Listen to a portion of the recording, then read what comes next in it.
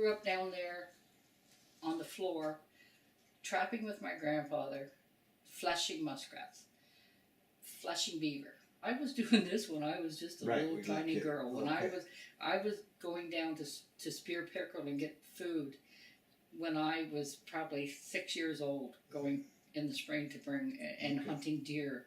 My grandmother had some very set rules for harvesting of deer. You had to wait till the fireflies were out, because other than that the meat would be green.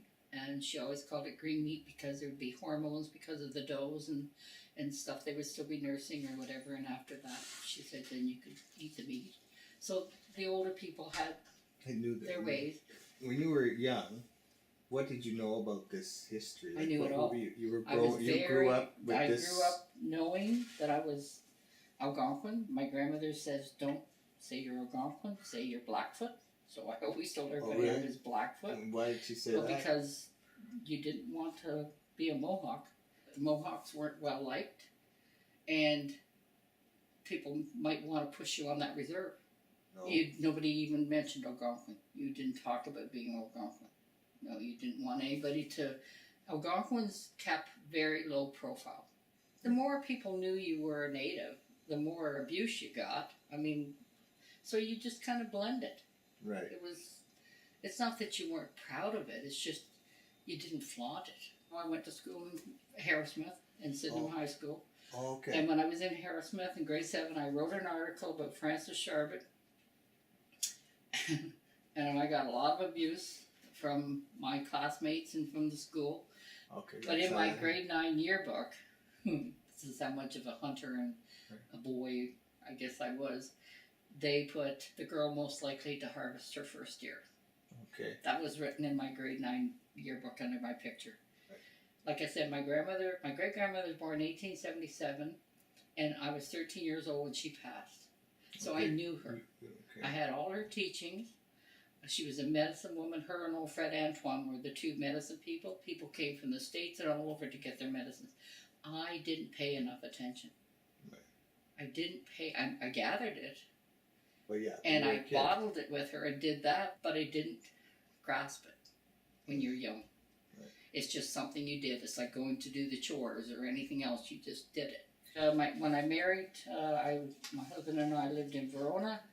Then we bought on a little private lake called Mink Trap. We lived in there for 13 years on an unassumed township road. And we moved in there with our 3 children. No hydro. Lived on the land, and we eventually added a kitchen and everything to it, and 3 years later they came in with hydro. Worst mistake we ever made, take hydro, but we took it. In 1992 I had a real bad bout with a breakdown, a terrible nervous breakdown for many reasons. So I was going through this emotional crisis from my past, and by 1994, they had found Grandma and Grandpa's picture, Mary, Susie, and Francis' picture. Okay. Right. And they put it back up at the hall.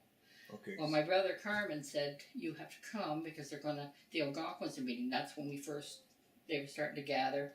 If we got Grandma's picture back and we know the history, there really is two distinct separate communities. It's time to let the world know, if we're going to do this, that there's 2 distinct communities here. The real part of the land claim didn't get going until 94. Right. And 92 they came and talked and stuff, but 94 was kind of where they thought we better get it together. So I went to that meeting, and I was very nervous to be there because I had not been out of my house for a very long time. Okay. So there was a woman there, a little Indian woman there, and I didn't know her. Never saw her again. Never did get her name, but she had this mask. And the woman's face was like pulled back in this leather, like the wind was pulling her.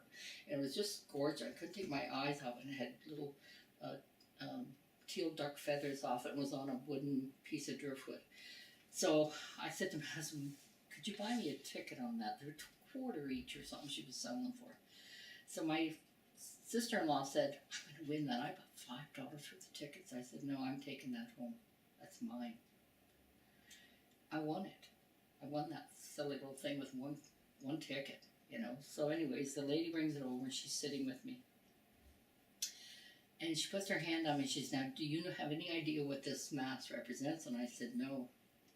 She said, it's the future. It says it's pulling you, it's from your past, but you can still see the future. You can still see the person in there. I think, that really doesn't make a lot of sense.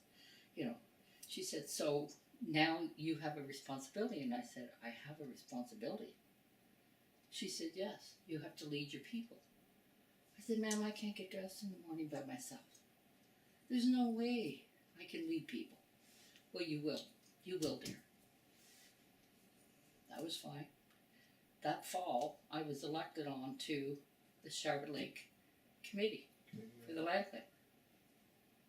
Totally changed my life. I don't know how, and I don't know why, and I don't even question it anymore. Right. 1999, I went on to be chief. I've been chief ever since. 2005, when we all came back together and they put the Algonquin negotiating representative in place, I was elected. I'm still there. Still there, yeah.